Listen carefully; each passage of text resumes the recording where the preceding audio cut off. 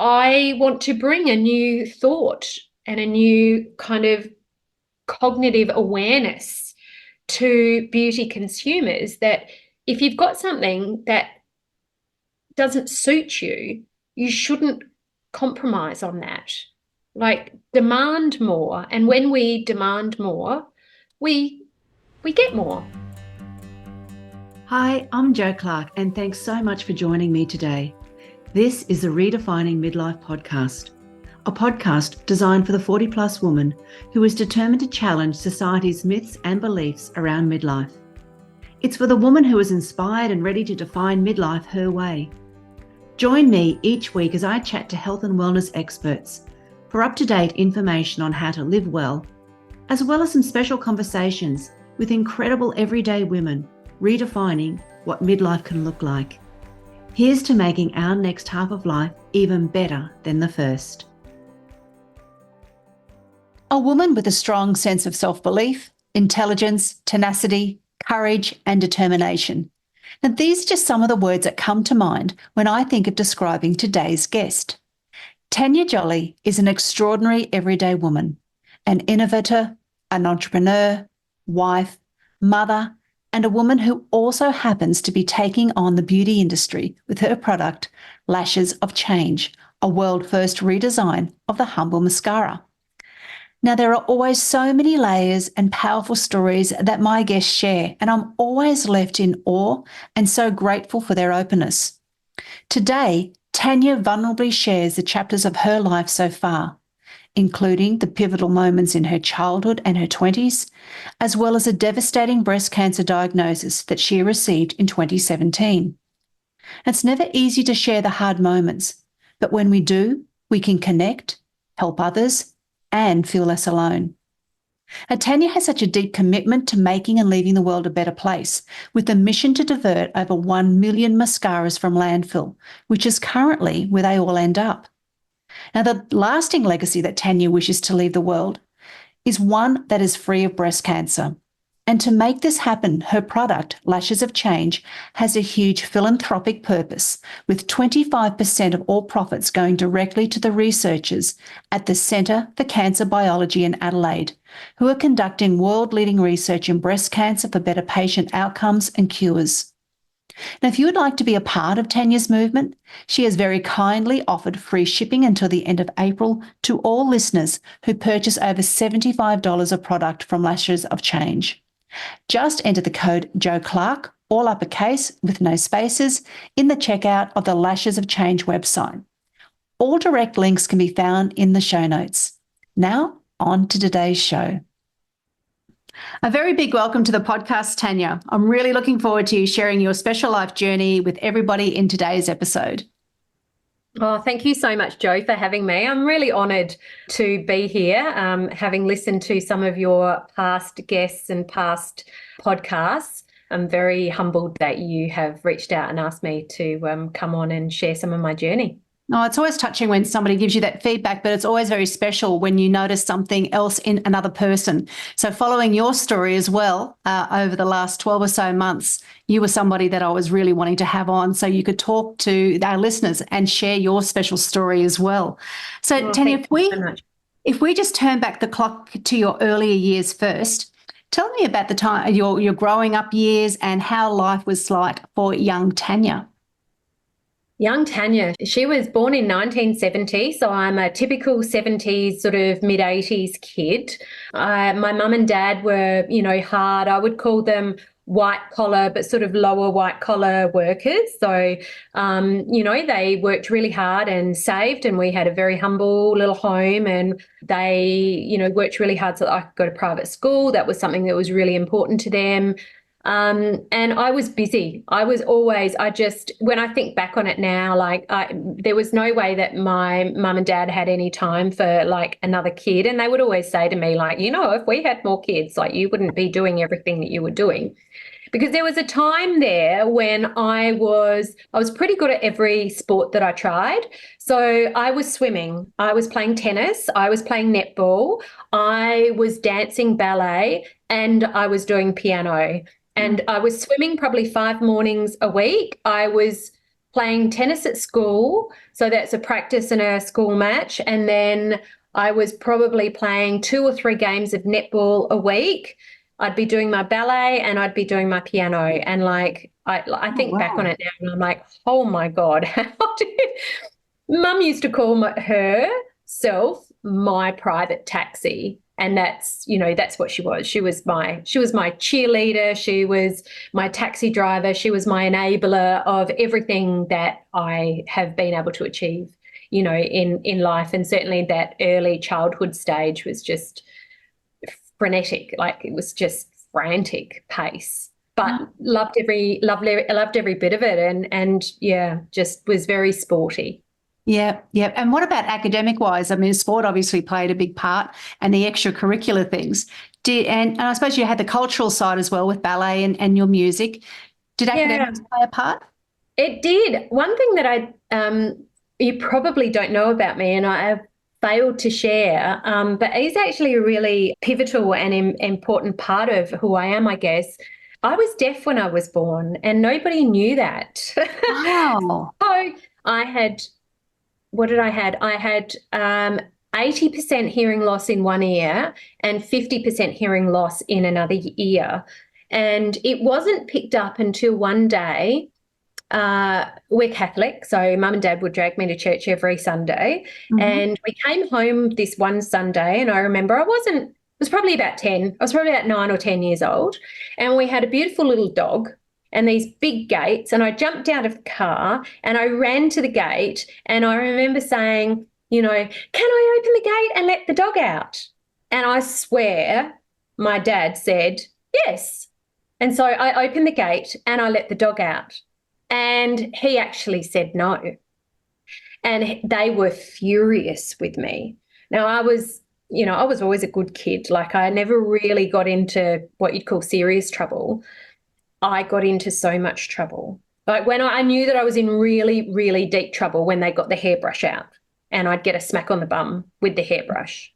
And Mum threatened, and I was hysterical. I was like, you didn't say no, you said yes. I'm sure you said yes. That's what I heard. Anyway, Mum, she could obviously tell that I was deeply traumatized by the whole thing, and that it wasn't something that I did on purpose.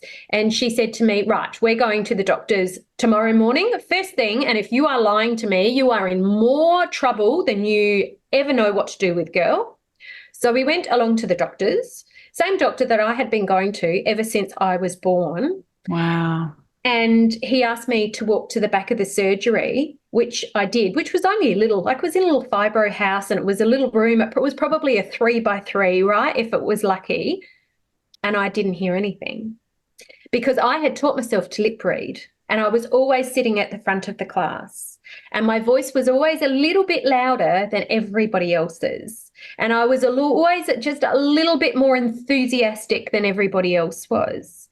Which I think led to a lot of the bullying that I had at school.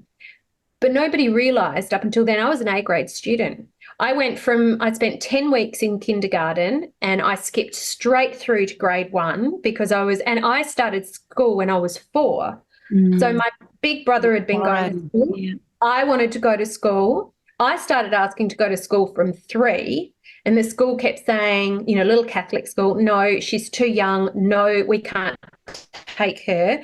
And then by the time I got to 4, my mother said, I'm dropping her at the school. You do with her what you want to. You tell her that she can't go to school. And they popped me into reception. And I stayed there for 10 weeks until I got into grade 1.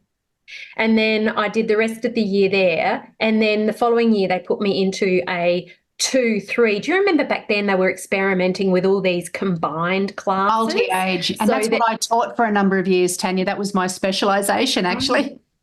Right. Well, I got into this beautiful class, and I do remember the teachers in the classroom. I got into this beautiful class. Like I wasn't even supposed to be out of reception, and I was in year 2-3. And I was zooming along, and this was a taught self-paced classroom.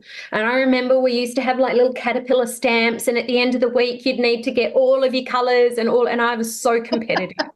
And so I got every week, I was like, I'm going to get my caterpillar. And I got all, and then you'd get to draw a little caterpillar and you'd have all your coloured stickers and everything. Oh my God, that style of learning for me, I just ate it up. Like, it was just incredible. And then I had to change schools because Mum and Dad moved. And so I went to a much larger Catholic private school here in Adelaide. And I was so much younger than the other kids, because I had, what I thought was going backwards, because I had to go back into year 3 because they were just like, this kid, she can't go into year 4. Like, emotionally, I was not, on that same emotional development level, I guess. So all I can remember at this particular private Catholic school, they were very focused on boys because they had only just introduced boys into the school. It had previously been an all-girls school, so boys were quite new. So they were the flavour of the month. And I was constantly being told that I was dumb and that I was not keeping up. But nobody, it's only occurred to me in the last few years, as my kids are travelling through year 12, year 11 and 12, at the age of 17, 18, it has only occurred to me that when I was their age, I was 2 years out of school. And then I think, holy shit, I had all these teachers trying to tell me that I was dumb, but not one of those bastards ever bothered to stop and think about how young I was. Yeah. And how much further ahead that I was, working.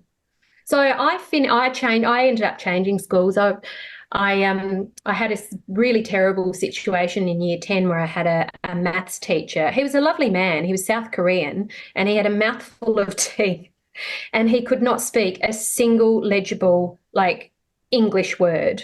And so I got to the end of year 10 and I didn't know a damn thing. And yet maths is actually, I'm really good at maths. Maths is my strong point. Like, financial literacy is one of my superpowers. Yeah.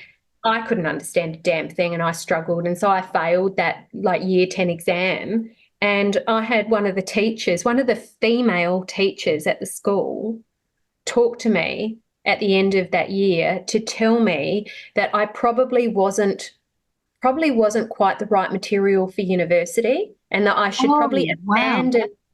probably abandon my dreams of university, because I wanted at that stage to be a lawyer. I'd gone through all sorts of things. I'd wanted to be a forensic archaeologist, and I'd wanted to, go and then I was going to be a vet, and but I'd stumbled onto law, and I was like, right, I want to do law.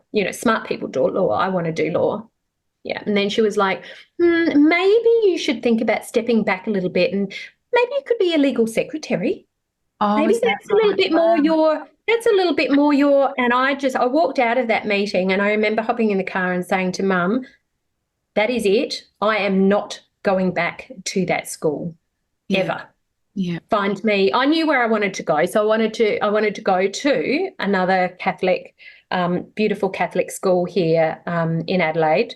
And it was an all-girls school, and that's where I wanted to go. I wanted to go to Loreto. My friends were there from church. I had lots of friends there that I knew, and it was a lot further away, and it was more expensive, and yada, yada, yada. But in the end, I just said, I'm not going back there. I'm not going back to that school. I want to go to Loreto, get me in. That's big at that age as well, to have that amount of self-confidence and self-belief. I mean, you obviously knew your abilities. But when you hear that from somebody who is, an authority, that for some people that would be enough to go, and question, and therefore I'm not going to believe in myself anymore. I'm aiming too high. But you had that inner, and again, we'll talk about that inner voice, that intuition, just to go, no, this is not right. Yes, because for a really long time, I felt that I wasn't enough. But I didn't recognise it at the time, that it was my inner tuition and my inner voice telling me. I just I was somewhat fearless in that era of my life, I guess, and I probably always have been, in that I've never wanted anybody to tell me what I could do. And so whilst they made me feel dumb, I didn't connect that with stopping me from doing what I wanted to do and stopping me from being what I wanted to try for. Like, I had to try, right? Like, you can't stop me from trying. I might not get there, but you've got to let me try. So, yeah, I just had this, it was a very physical and it was a very, very violent reaction that I had after I got out of that meeting. And I never went back. I never stepped foot back in that school. Thank God. Yeah. I think it was, they were doing careers or something. And when I just think about it now, I just think, and she was a lovely lady. She was, she was a really well-liked teacher at the school. And she's probably no longer even around, I wouldn't think. But I just wish that I could go back to her and just tell her how impactful those words were, because it stuck with me for such a long time. Oh, and truly those sort of things, and that's huge. Do you want me to? Okay, yeah, that's a huge knock to anybody's self-confidence. But when you're a young woman, they're not the words that you need to hear from those who are in authority. And now I listened to some of the things that the guidance counsellor at my school said about me, and that I had to aim much lower, and I probably wouldn't be able to do what I wanted to do. And I go, damn you. Yeah, exactly. Yeah, you do. You can picture. I can picture where I was sitting. I can picture what he was wearing.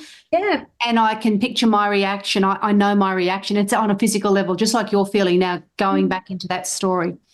Yeah. But I also just think, like, woman to woman, right? I was a girl growing into a woman, and you've got another woman trying to put a glass ceiling, above me before I'd even had a chance to, understand who I could become and what I could potentially blossom into.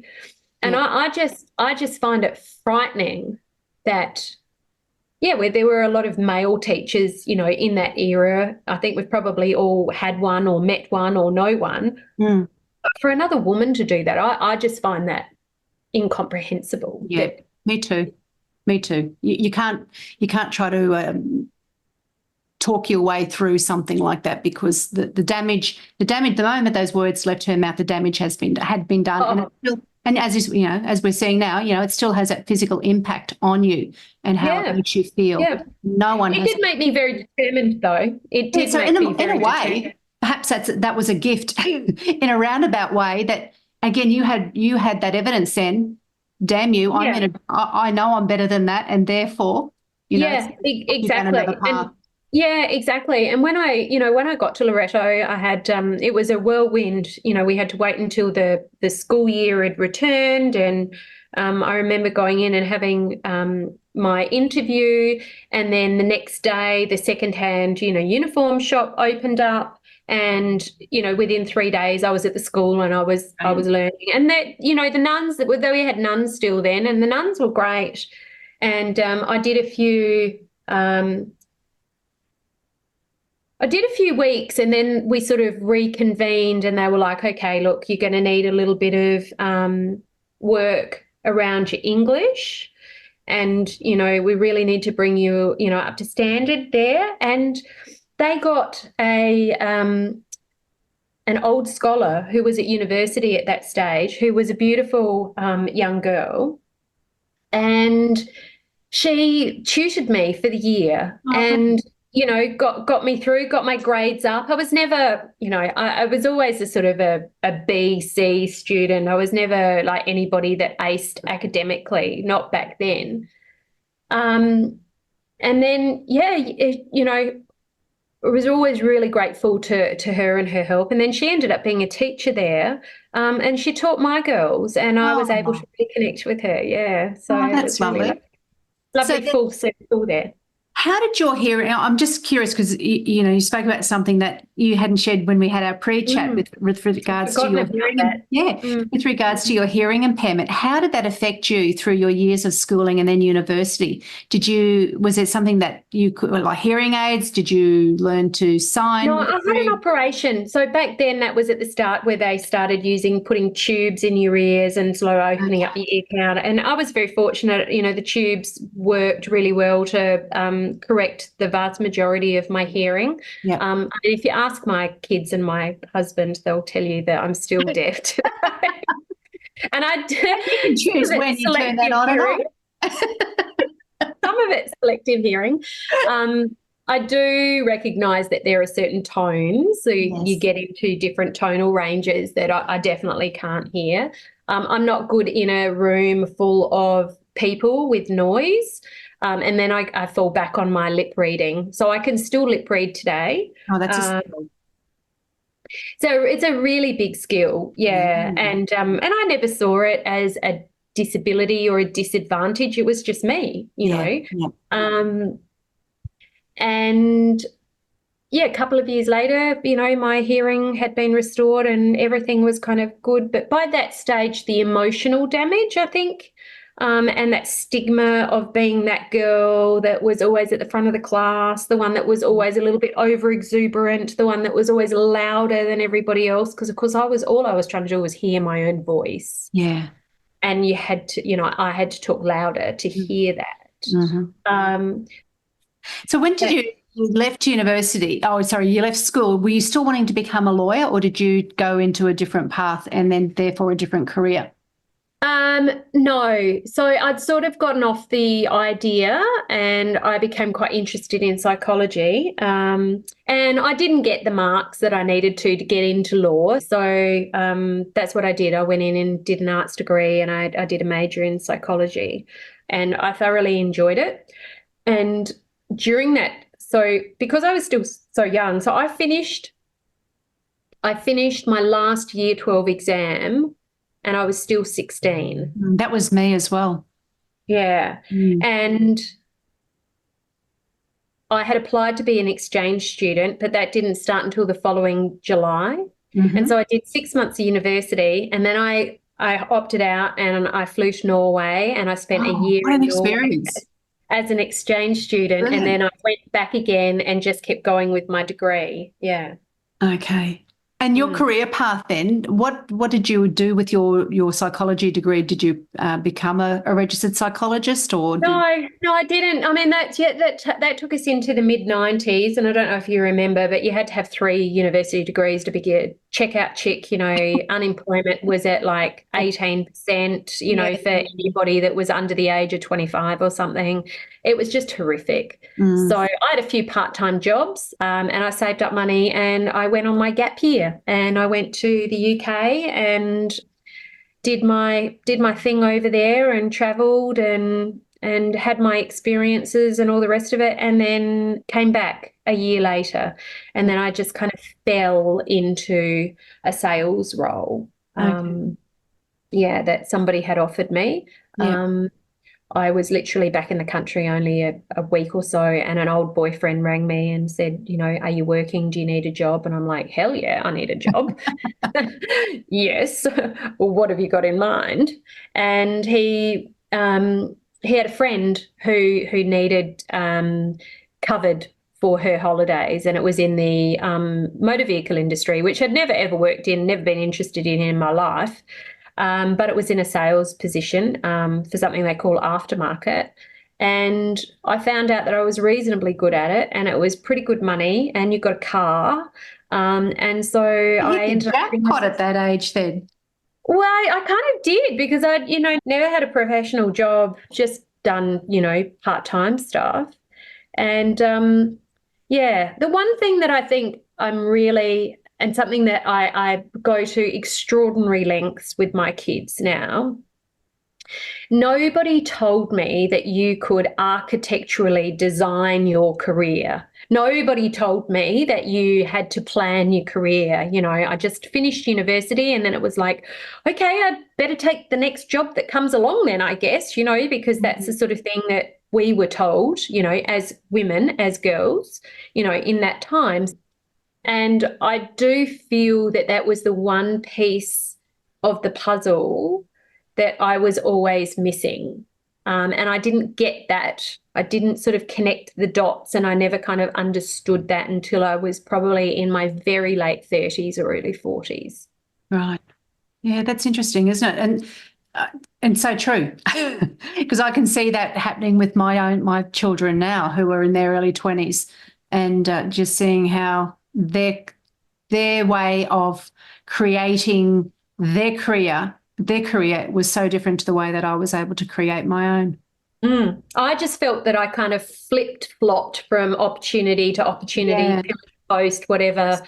And I wasn't, was it what I wanted? No, it definitely wasn't what I wanted.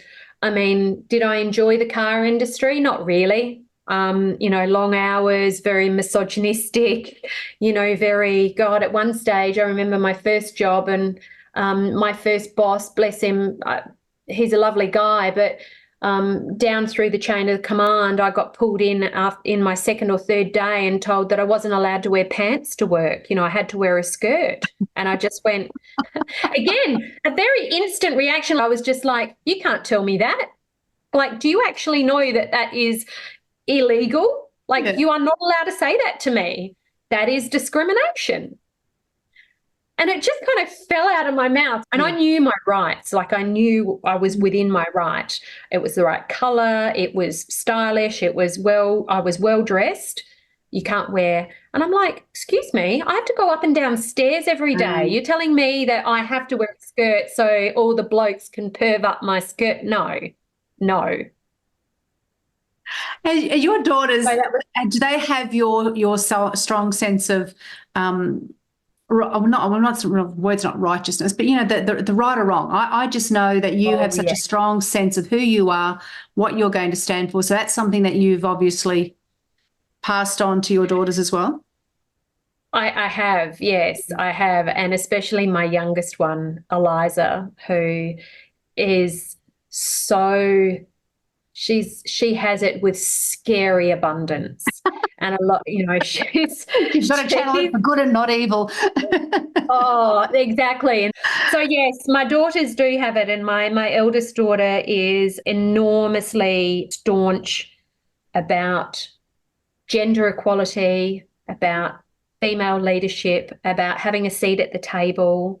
She's 19. She's navigating her own way through that at the moment, and, has her doubts about some things. And, I just keep reminding her, like, do you need to be asked to have a seat at the table, or are you going to take the seat at the table? She goes, no, well, I'm going to take my seat at the table. I said, good. Well, then you need to send that email. Yeah. Oh, okay. In fact, there's a really great book, Tania, by Abby Wambach, and she talks about, that's called Wolfpack. And she talks about that demand the seat at the table. Yeah. That's what you do. Yeah. But it's in a context where people have actually opened the door for her. And I said to her, you don't need to wait for the gold-gilded invitation to walk through there. They open the door. You now need to take that handle.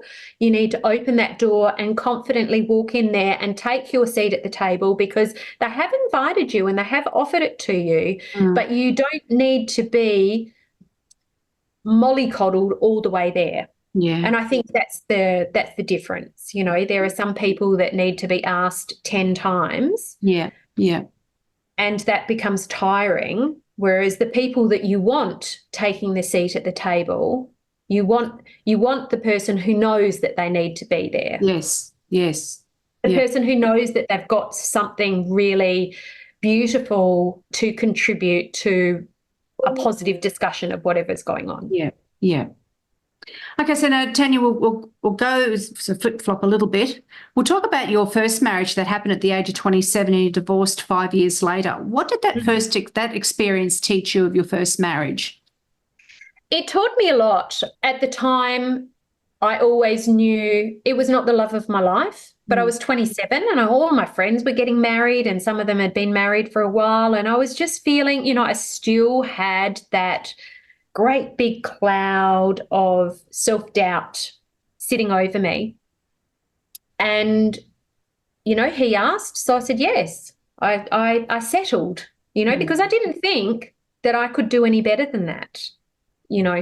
I wasn't worthy of true happiness, and I love my parents dearly, but they were not good together. And so I grew up in a household where there was a lot of, I'll call it domestic violence. It wasn't physical, it was emotional and it was mental, and they were probably as bad as both as bad as each other, to be honest.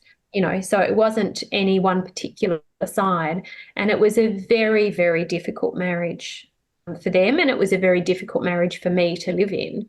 And so when I did get married, I always promised myself that I would never end up in that sort of situation. I did not know that I wanted more than that. I wanted to be that circuit breaker. I wanted to be that person that could stop that.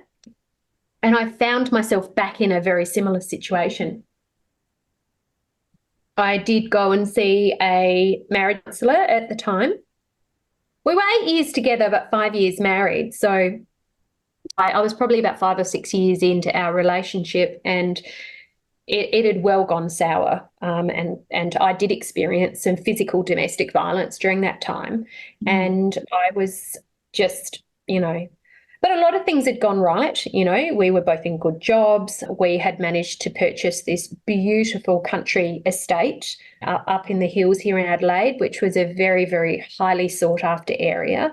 So from the outside looking in, I was probably living the perfect life. Yeah. I had a little convertible BMW that I was driving. We had no kids. We had lots of money. We were, it was all looking very easy, and it was very difficult for me to kind of give that up. But I went to a marriage counsellor, and the only thing that has ever stuck with me that I'll always remember is the conversation that she had was, Tania, you're an alpha type, and you're drawn to other alpha type personalities, and that's who you've married, and that's really bad for you. And you're going to continue to be attracted to other alpha types, which I was, and I hadn't recognized that at the time. And she said, you have to stay away from those relationships because they are bad for you, right? You need somebody who is going to complement you and blah, blah, blah. So anyway, she made me aware of what was going on, and I learnt very quickly during that session, and I was like, right, okay, I've got it from here. Yeah. And it took me a couple of years, but I got out of that marriage in my time, in my way. I wasn't going to be left destitute, and I bought so much more. I was a lot younger than my ex-husband. He was 8 years older than me, and I had bought in a lot of money and a lot of shares and a lot of savings because I was always squirreling and very, very savvy type. And he'd bought in a lot of debt that I had no idea about, that I helped pay off until we mysteriously got this letter that I opened up from the bank saying, congratulations, you've paid off your loans. I was like, what is this? And it had been going on for years, and I had no idea. So he was very deceitful. Anyway, what I found from all of that was that I was much stronger than what I thought I was. Yeah. And I was dedicated to making a life for myself that made me happy. Yeah. And I was prepared to live that life and be alone for the rest of that life, if that's what it was. But I'd rather that than be as miserable as hell. Yes, yes. Well, there were some big life lessons learnt there. And then at what age did you meet your second husband? So my second husband, my now husband. Your now husband, yes, your husband. Yes, my forever husband. Your forever husband. We knew each other. We were actually friends. I actually met him for the very first time 3 weeks before I was due to get married the first time. So I was at this new workplace and I was just doing some fill-in stuff. And I met Andrew for the first time, and everybody in that workplace, actually, we all became really, really solid friends. And so we kept in contact and saw each other every so often, and he was in a relationship, and he finally married his partner at the time, and It was my mum. Andrew is incredibly smart and talented in electronics, and so he had an electronics business, and my mum had need for him to give her a new remote or something for her car. He'd installed an alarm system in her car, and she needed something. And the last thing she sort of said to him was, oh, Andrew, I think he said something like, "How's Tanya? I've heard that perhaps her and Mark have split up or whatever." And she was like, yes, and you should give her a call because she's very lonely and she really needs Good on you, Mum. needs the support of her friends right now. I'm sure that she would love to hear from you. Oh. It's like, Mum was never really like that. That just shocks me. I think it was, I don't know, I'm going to call it like one of those things that just needed to happen. Yes. Anyway, so we sort of caught up a few times as friends, and as it happened, his marriage was going down the tubes as well.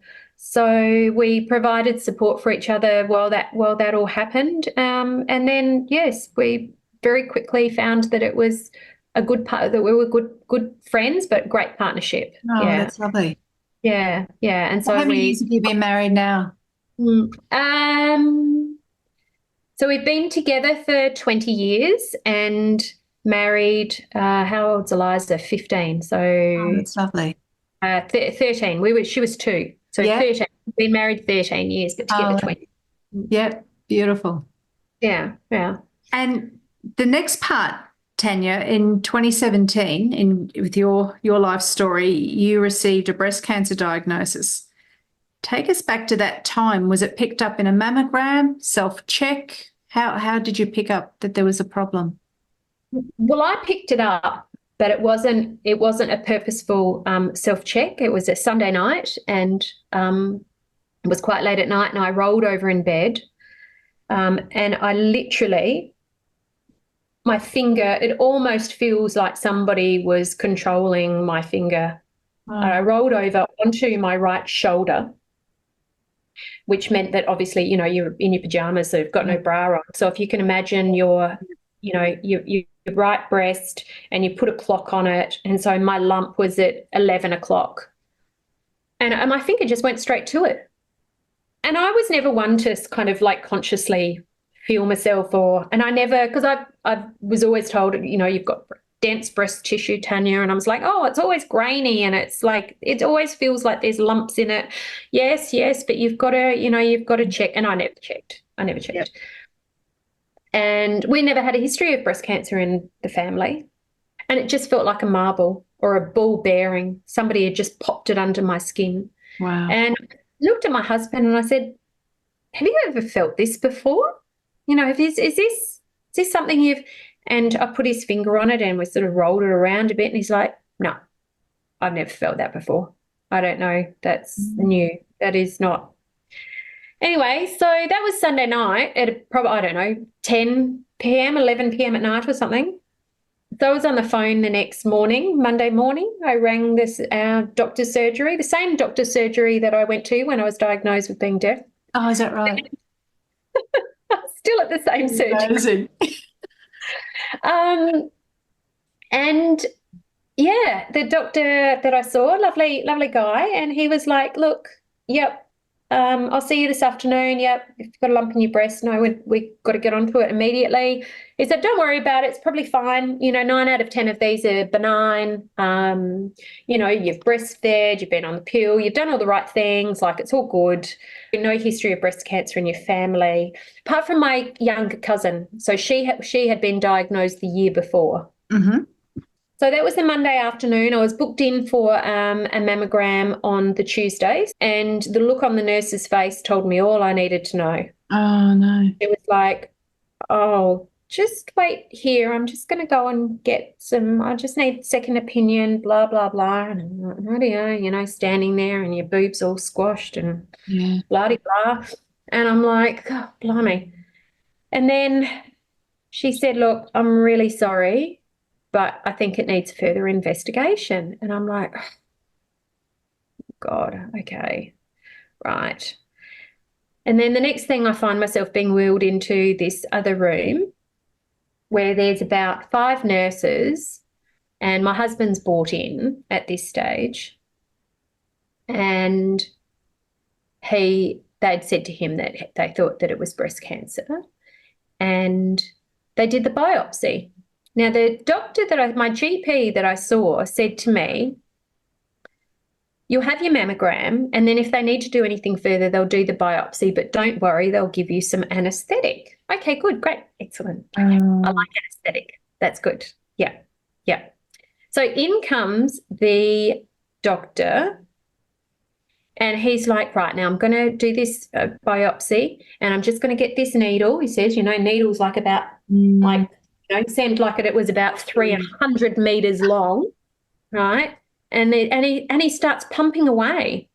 And I'm like, hang on, you're supposed to, like, it was gut-wrenchingly painful. I felt like I had been hung, drawn, and quartered in the 14th century. Oh, wow. And I was screaming, and the nurses are holding me down, and my husband, they had to get him to hold me down, who all he wanted to do was like punch this dude out.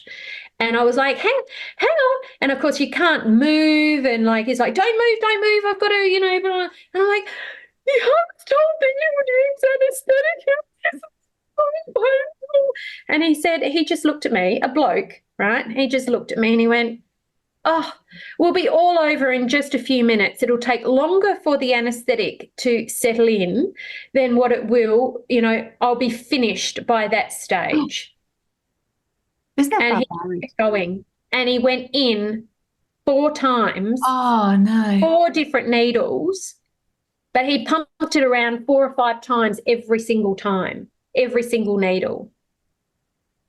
And I just, even today, I feel so violated by that whole process that I still feel like I'm trying to get enough energy to actually put in a formal complaint about this entire process, because apparently it happens all the time and it shouldn't happen all the time.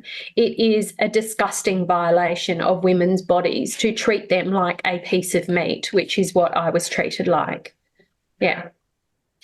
And Tuesday night, I was president of Women in Innovation, and we were launching our awards. So I had a change of clothes in the car, and all my husband wanted to do was take me home and, look after me. And I made an immediate decision right there and then that my life was not going to be altered by this diagnosis, and I was not going to be prevented from doing what I wanted to do, and that I needed to live my life.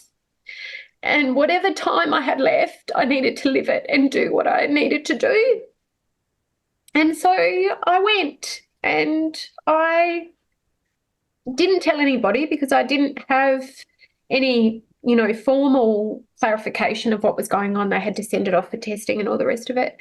And I launched the Women in Innovation Awards for that year at News Corp in front of 150 people, and just got on with it. Oh, Tania. And so when did you get the results then? Was it much longer after that, or? They came Thursday. So I had the biopsy late Tuesday afternoon, and I had the results by Thursday. Yep. And so I was sitting in the doctor's surgery again on Friday morning, and we were ringing around. He said, I've got a great breast surgeon for you to go to. I said, oh, okay. Oh, actually, I must have been Thursday that I'd gone, because I think I was in the breast surgeon by Friday morning. Okay. So he had opened up a spot to see me, and he said to me, when do you want the surgery? And I'm like, that's a really interesting question. What do you mean, when do I want the surgery?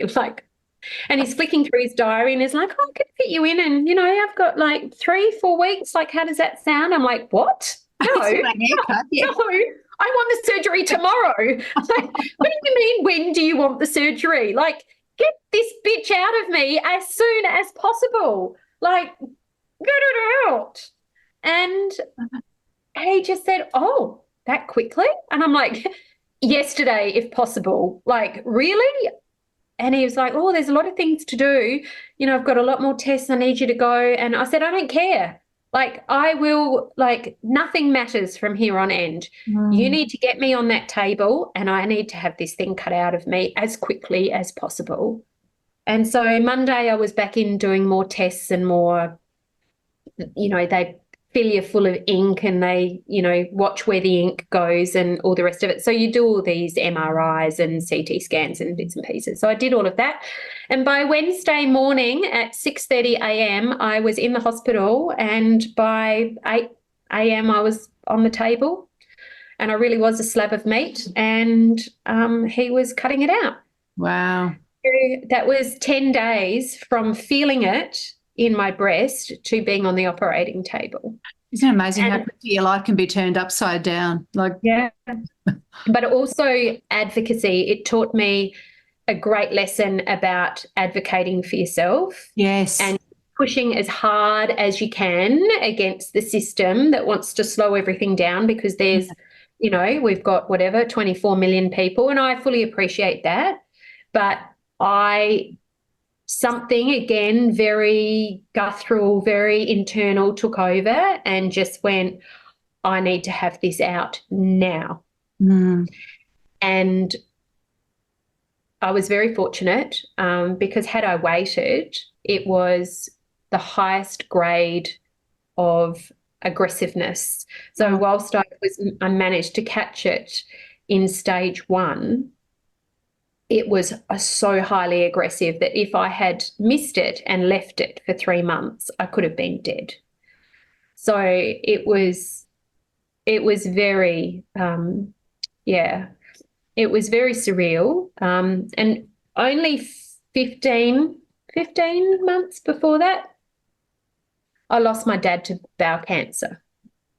So we had been on that treadmill with him, going through chemotherapy, going through radiation, going through all the different appointments. And I would go with them because, they were mum and dad were in their 70s and 80s by then already. And it's such an overwhelming experience that you have to have somebody who can filter the information and take it in and understand it and know exactly, when my dad was told, I'm sorry, Bob, you've got stage 4 bowel cancer, I knew that was a death sentence. I knew when someone said to him stage 4 that it was all over. Yeah. He didn't understand it. It didn't register with him. He's like, what do you mean? What do I have to do? What's next? And it was a horrific 9 months, grueling 9 months of treatment that didn't work, and he eventually passed away. But it was awful. And so I had just gotten through that. Yeah. And I was still very emotionally scarred from all of that. And I remember lying on the table, having my radiation, just wondering how the hell I'd gotten there, just 18 months or so after Dad. And it just didn't seem fair. No. I was in my mid-40s. That's right. Facing your mortality in your 40s is, facing it at any time would be horrendous. But when you're a woman in your 40s with a young family, it's a very different scenario to when you're an elderly person. Yeah, it was very challenging. Yes. It was very challenging, but beautiful people in our health system, some of the most amazing, caring, beautiful people that I had tend to me and look after me.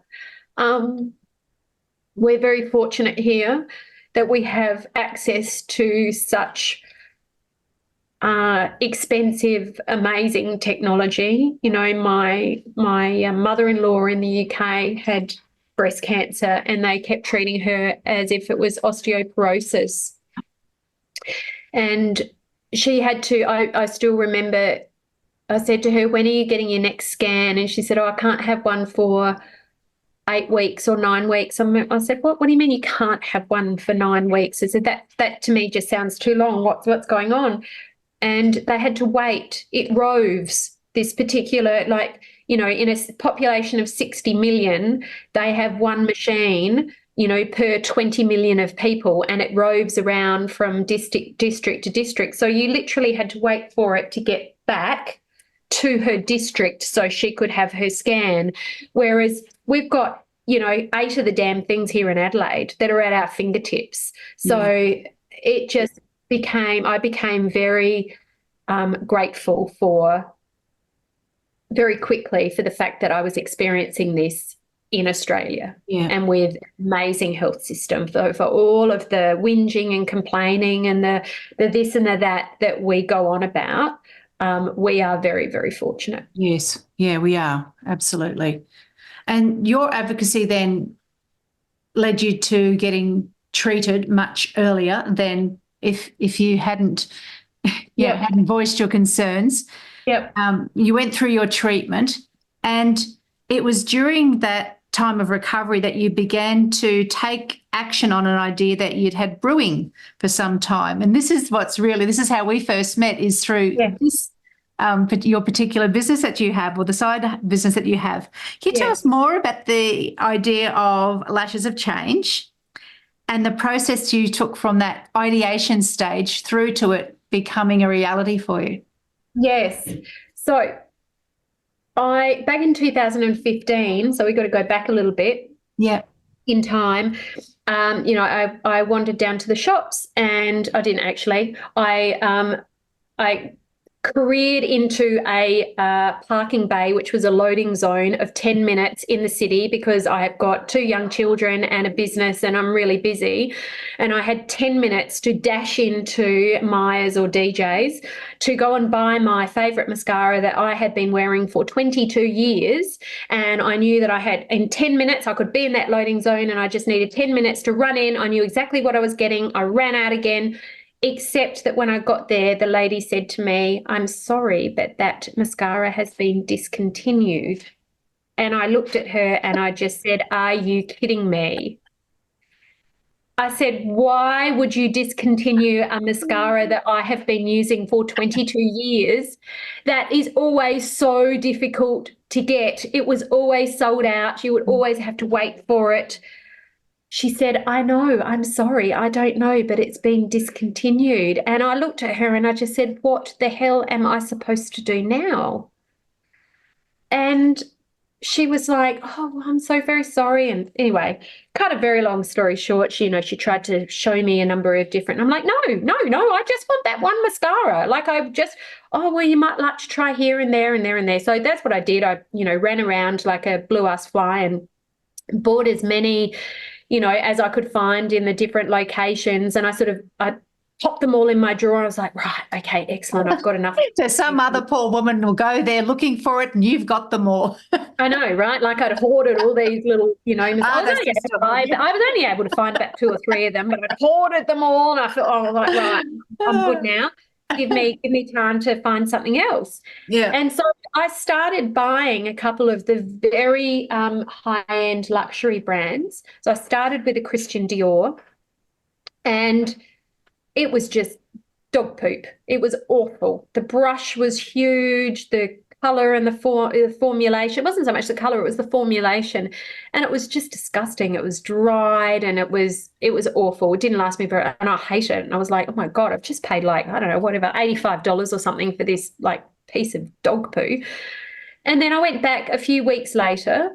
Bear in mind at this stage, I still haven't got an awful lot of money to like throw around. Like, we were saving all of our pennies so that we could take our kids on holidays each year, and we were growing our business, and everything that we were making was being reinvested in the business that we have. And so I went in and picked up a Yves Saint Laurent. So I forked out another $85, and I've got it home, and the brush is very similar to the Christian Dior one. It's big, it's fluffy, and it was just horrible. And I hated it. I thought, oh my God. And that's when the penny dropped for me, and I'm like, the brush that I love with Clarins is a long, thin one. That's what I want. I just want a brush like that. But I couldn't find them anywhere, because at that time, manufacturers had gone to this big, bushy brush, which I now understand is suited to, really long lashed ladies who are very, blessed and endowed with, beautiful, long, thick lashes. Mm-hmm. But it didn't suit. And then there's the rest of us. Then that's right. And then there's the rest of us. So while I'm trying to use this brush and trying to get used to this big, fat, horrible brush, I kept poking myself in the eye. So I wouldn't even get to put my mascara on, and I'm crying and I've got, tears running down my face. And I just thought, oh my God, this is ridiculous. So, and I still didn't like the formula. So at the time, my eldest daughter, who was still quite young, but she was very much into beauty and makeup, and she loved that. So she found me a reasonable replacement at Sephora. And at that stage, I was using a very unique colour. It was a sort of a deep purple aubergine, which is very well suited for women with blue eyes. And that's the way it was sold to me, in 1997 at the Clarins counter when I bought it. And I was dutifully using, because I was a blue-eyed lady, using my beautiful Clarins mascara that they discontinued. And I remember then going, well, I'm just going to go back and use I've still got my mascaras. And so, I'm also I'm a real sort of sustainability warrior. So I didn't throw any of my makeup away. I would use it and then I'd just keep it in my bathroom cabinet. And so I still had my old mascaras that they didn't really have much formula in them, but they weren't dried out and crusty or anything. So I could still use them. So I ended up defaulting and finding a color and a formula that I liked. And then I had my Clarins brush that was still in the Clarins mascara. And every time I would go to put my mascara on, I would unscrew the top of the new formula one, and I'd have that brush sitting in my fingers somehow. So I've got two mascaras and two brushes, and I'm trying to juggle all of this. And then one day I had this little epiphany, and I was like, oh, what happens if my mascara brush, my favorite Clarins mascara, what happens if it breaks? Oh my God. Oh my God, what happens if it breaks?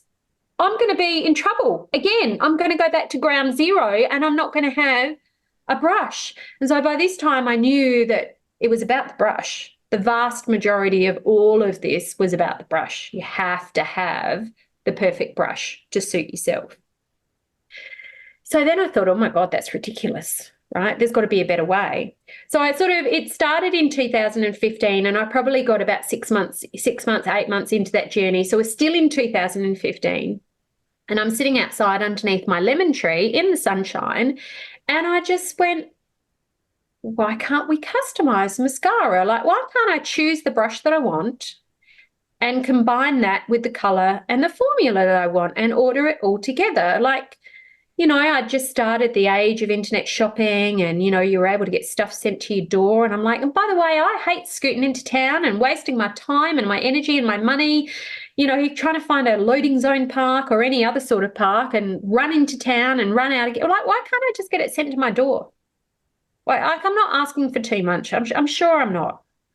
And so that's when the whole idea started to brew. But we had our other security business, and I was very, very busy. I was doing a lot of traveling at that stage. Yeah.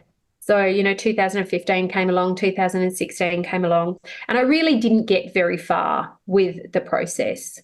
And so I had done a little bit, and I'd managed to get a couple of 3D models done of what I had my brain had interpreted, how could I solve this problem? How could I create a mascara where you could have interchangeable brushes? We had done this type of process with a lot of other products.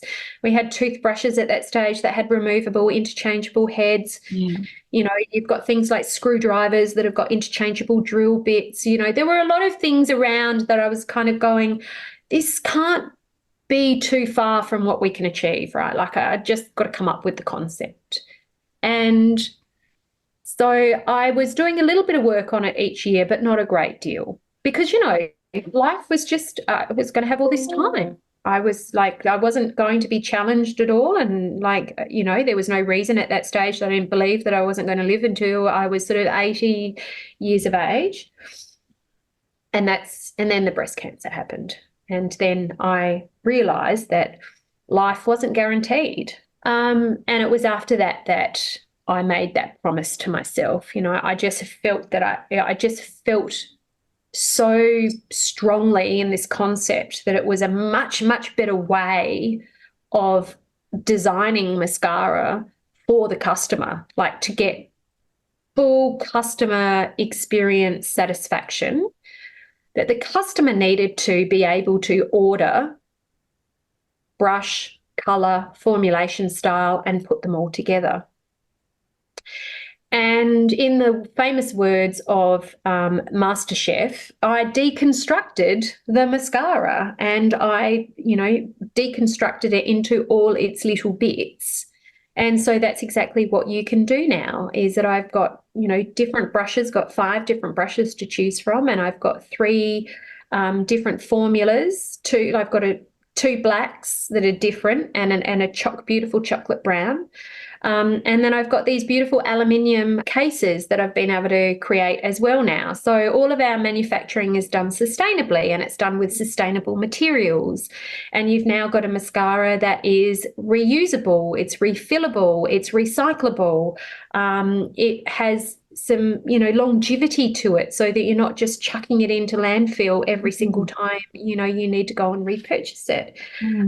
And yeah, it's really hit a spot with a certain sector of the population, and they love this concept. Because you said to me that there's a million mascaras that get sent to landfill.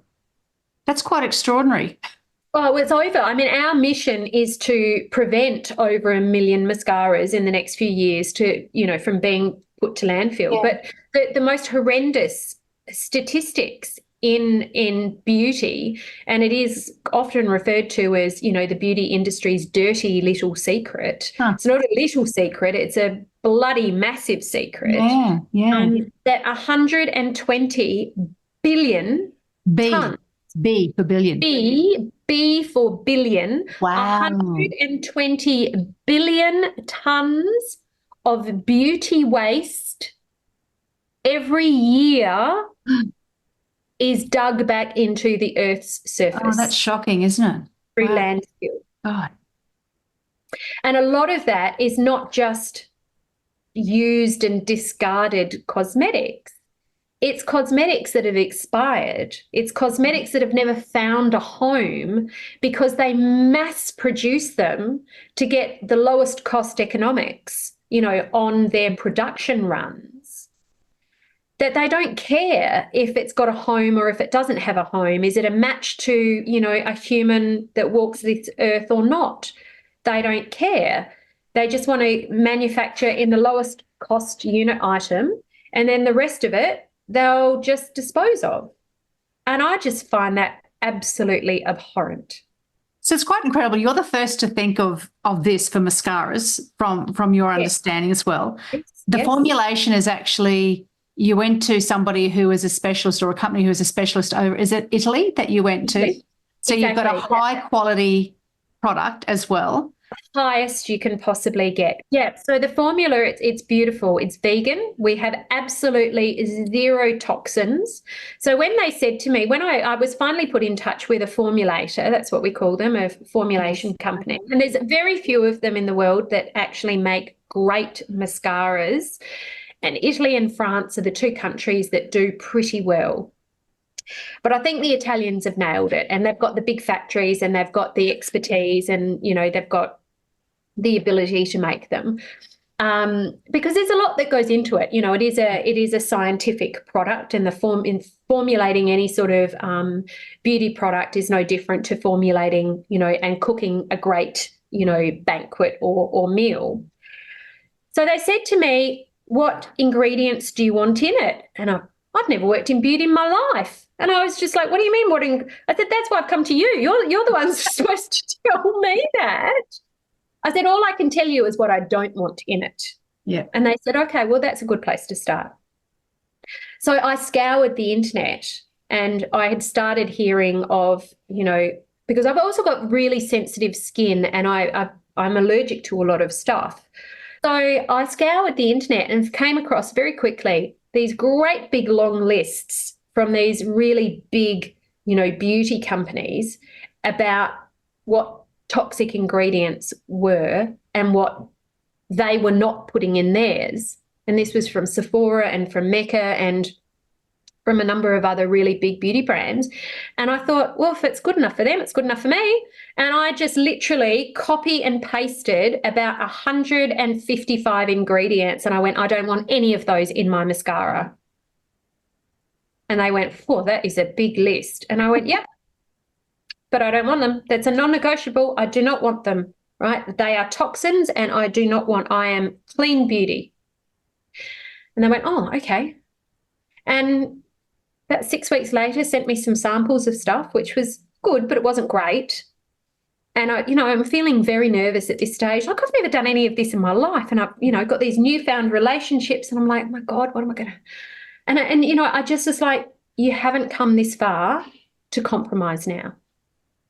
And I very diligently went back to them and I said, they're good, but they're not quite what I'm looking for. They're not great. I'm still getting a little bit of itching. I've got a little bit of flaking. I've got a bit of this. I've got a bit of, okay. All right. No worries. I said, can we go back and give it another go?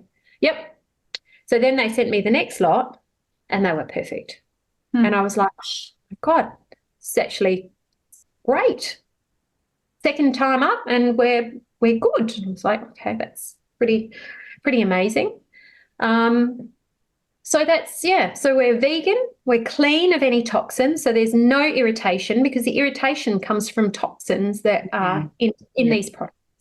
And as we get older, we do get more sensitive to all of it. We do. We're a litmus for it.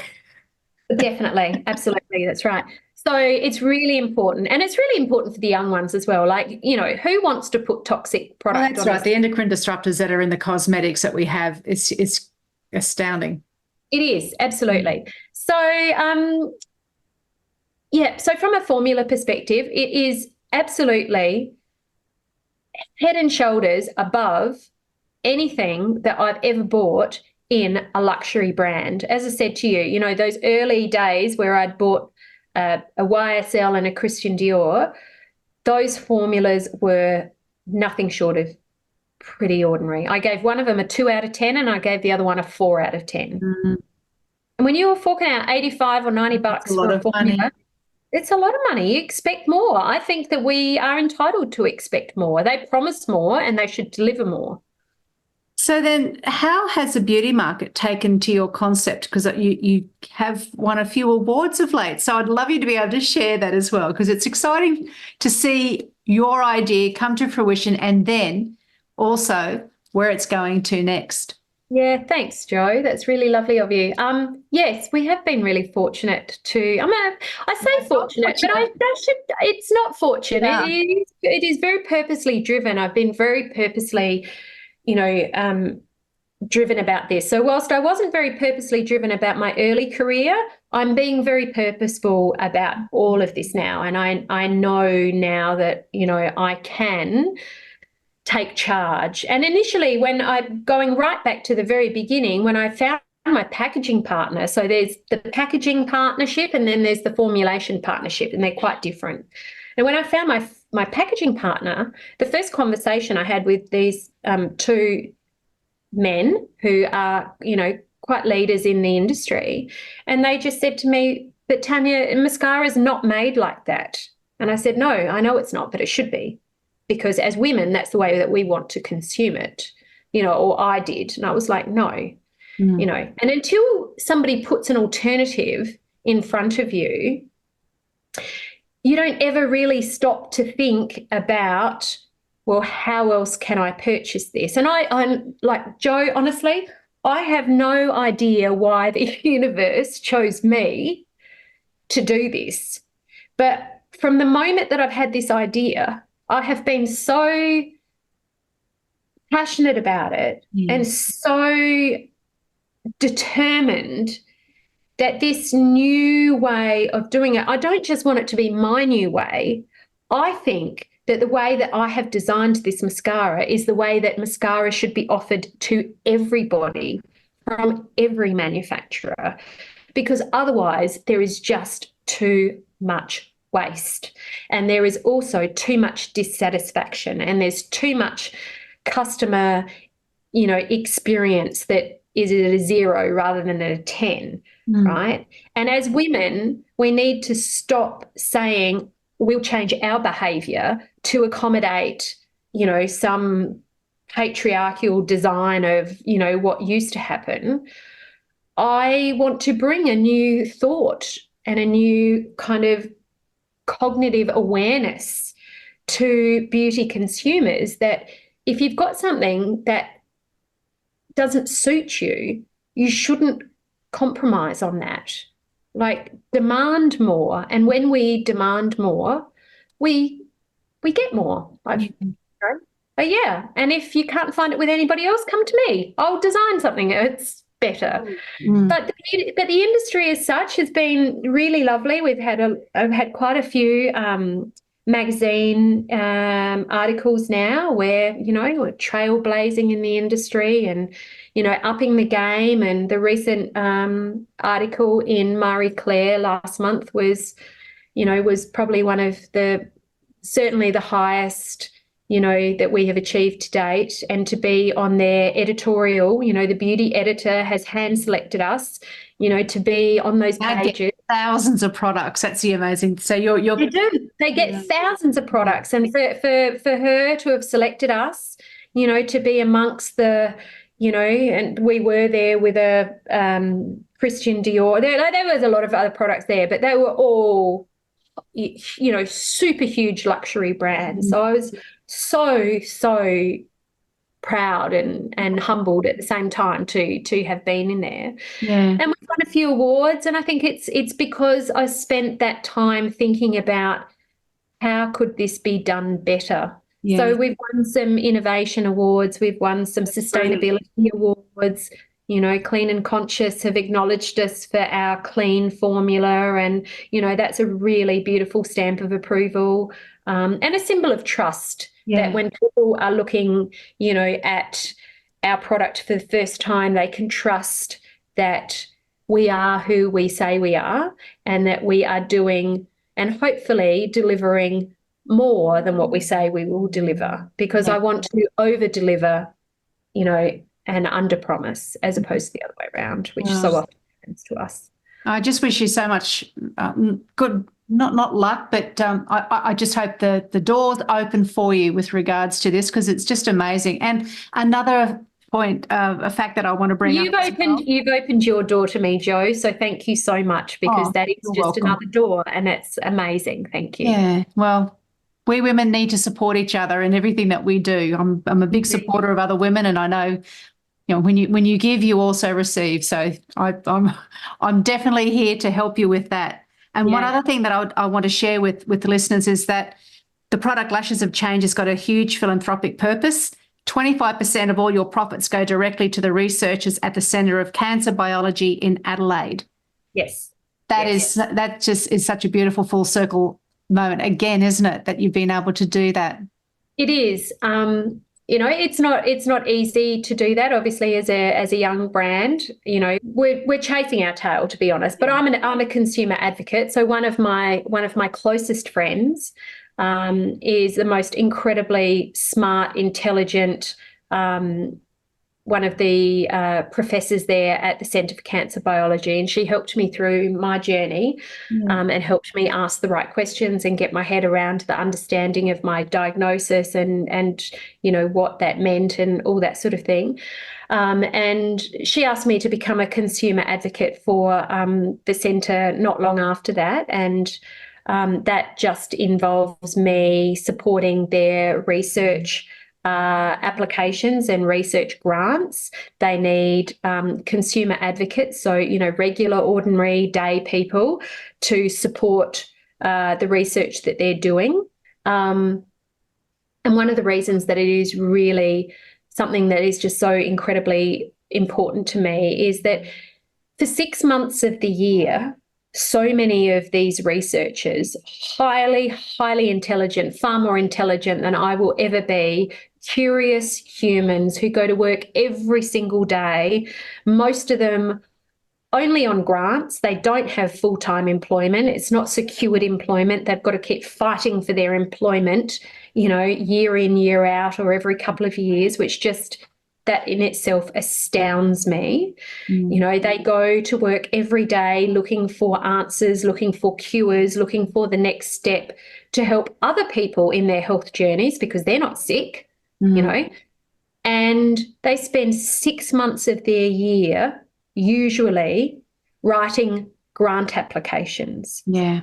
And begging and pleading the different philanthropic organisations that gift the money for their research. 6 months of the year, these people are not researching and doing what they were born to do, but they're writing research grants that are effectively grovelling on their hands and knees, and only 10% of them come to fruition.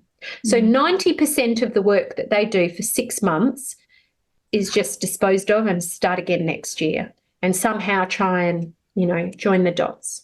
So for me, my big, huge dream is that we grow really quickly and that we grow sustainably and that we become a global brand and that I can direct millions of dollars every year to their research so they can get on with doing what they were born to do and not having to plead, you know, for every dollar that they have. Yeah. It's just it's a broken system. It's another system that just needs so much more advocacy. It needs to be changed. The researchers themselves are doing amazing work, but the system that they work under is a draconian, broken system that needs to be changed. Yeah. So, Tania, where can people purchase Lashes of Change? Like if a listener goes, right, I want to do something and support you and support and purchase this product, where can they go for that? So they can go on the internet or the interweb and they can look up lashesofchange.com and there we will be. And they can choose all of their options. They go online and they can go through the website and they can read everything, or they can just go straight onto the Customize Your Mascara page. And it's a very, very simple 3-step process where you choose your brush. And if you don't know what brush to choose, there is a little brush guide that does kind of pop out from the side, and it tells you what each of the brushes. I've got names for all of my brushes. So there's Diana, there's Twiggy, there's Eliza, there's Lottie, and there's Audrey so far. Yeah. But that's pretty much a brush for everybody. Like that, all 5 of those brushes we've strategically, and I worked with my manufacturers to choose them so that there is something there for short lash ladies. So ladies that don't have a lot of lashes typically will do well with a Diana or Twiggy. Medium length lash ladies will do well with Diana, Twiggy, or Eliza. And then the longer lash ladies tend to gravitate towards Eliza, Lottie, or Audrey. Because it does matter the length of your lashes to which brush. It's really important. So the brush is the hero, I call her the heroine of the product. If you don't get the right brush, it doesn't matter what's in the tube, you'll never get it on your lashes properly anyway. So you've got to start with the right brush. And then you've got to have a magnificent formula, you can do both of those, deliver both of those. I can do it all. And then we get to and then they get to choose, like the last little step is a beautiful polished aluminium case that they get to keep. And then that's where the refills go into. And so they just easily screw in and screw out. I've got lots of videos on the page on the website as well. So there's lovely little 60 and 90-second videos where they can see how easy it is to take it all apart and put it back together, how they wash their brush if they wish to in between use, how they store it, how they do the refills. Like I've tried to make it simple, but understandable. And I think we've done a pretty good job at that because I don't get too many questions from the women that go on the website and order for the first time. Most people get through the other side unscathed quite easily. Well, that's brilliant. I'd love your story and you sharing so openly today. Really appreciate how vulnerable you were as well, because there were a couple of moments that really hit you hard. And there always is, but that's life, right? If we can't be vulnerable and we can't be emotional and we can't let that energy out, I've learnt very quickly that for a long time that if I store that energy, that it makes me sick. Yes. So I just let it out. Yeah. And I don't see it as anything other than energy. Mm. Whether we're happy, whether we're sad, it's just energy. Yes. And we deal with it in slightly different ways. Yeah. Yeah. I appreciate you coming on today to share everything that you've shared with us today. And we'll finish with our final question is, what do you hope 80-year-old Tania will say about current day Tania? I hope that she will look back and be very proud. And I hope that she'll get there to start off with. So I hope that 80-year-old Tania exists somewhere, in this universe. I hope that she will be proud, and I hope that she will know that I've done everything that I've wanted to do, and I've been the master of my own journey, as opposed to those early years where I really felt like I was just kind of subjected to everybody else's, I don't know, expectations, or just, I should just feel myself lucky enough to take this opportunity because it's been presented to me. It might not be the one that I wanted, and I think I've learnt so much more now, and I've learnt to channel my energy, and I've learnt to surround myself with the most amazing people, and I've learnt how important that is. And I hope that my 80-year-old self is surrounded by those same amazing women, and that we are all having a ball together. I'm sure. And we're cheering each other on. Yeah. And you're included in that, Jo. Good. I'm very proud that I am. Yeah, you most definitely are. It's been a lovely friendship that we've been able to grow in these early days. And I feel, I just love surrounding myself with people like yourself, and other amazing women. And I have been quite blessed. I think, I got to that 40 age, and I realised that all I had to do was allow myself to say yes, allow myself to believe that I was a part of that group, and that I didn't have to necessarily be invited in. And now I find myself attracting people like that, which is really interesting. Oh, like attracts like, Tania. Yeah, it does indeed. Yeah, absolutely. Yeah, it does. Well, we shall see each other again on Instagram, because it's another place where you can meet Tania, and because that's where Tania and I converse, and we've met each other through there. Thanks so much for your time. Thanks, Bye-bye. Jo. See you, Thank Tania. you so much. See you. Bye-bye. Thanks so much for listening and sharing your time with me today. I'd love you to hit subscribe on Apple Podcast or your favourite podcast app to keep spreading these empowering messages. Please share this podcast with other incredible midlife women in your world. Join me again next week for another redefining midlife conversation. Thanks again for tuning in.